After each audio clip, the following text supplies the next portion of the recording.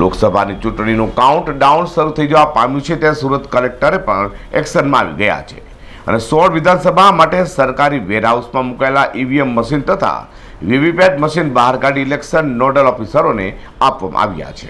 લોકસભા ચૂંટણી 2024ની જાહેરાત થઈ ગઈ છે અને તંત્ર કામે પણ લાગી ગયું છે કે સુરતમાં પણ ચૂંટણીને લઈને તંત્ર તૈયાર થઈ ગયું છે। સુરતના કલેક્ટર ડોક્ટર સૌરભ પારધીની અધ્યક્ષતામાં સરકારી વેરહાઉસમાંથી ઈવીએમ મશીન અને વીવીપેટ મશીન બહાર કાઢવામાં આવ્યા હતા। 16 વિધાનસભાના 23,000 ઈવીએમ મશીનો ઇલેક્શન નોડલ અધિકારીને આપવામાં આવ્યા હતા। જે ઈવીએમ મશીન અને વીવીપેટ મશીન 16 વિધાનસભાના સ્ટ્રોંગ રૂમમાં મૂકવા માટે પોલીસ બંદોબસ્ત સાથે મોકલવામાં આવ્યા છે। ચૂંટણીના અનુસંધાને જ્યારે આચારસંહિતા અમલમાં છે ત્યારે હવે જે ચૂંટણીલક્ષી જેટલી પણ કામગીરીઓ છે એ પૂરજોશમાં સુરત જિલ્લામાં ચાલી રહ્યું છે।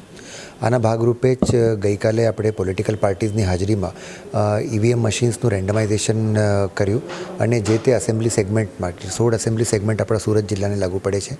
સુરત જિલ્લાને લગતા જે 16 એસેમ્બલી સેગમેન્ટ છે એને આપણે જે ફાળવવાના જે ઈવીએમ હતા એ આપણી કામગીરી સતત ગઈકાલથી આજ સુધી આપણે કરીને પતાવ્યું છે અને હવે જેટલી પણ કામગીરી છે એ 16 એસેમ્બલી સેગમેન્ટમાં એ લોકો જે સ્ટ્રોંગ રૂમમાં બધું મુકાઈ દીધું છે અને ત્યાંથી જ હવે આગળની કામગીરી થશે।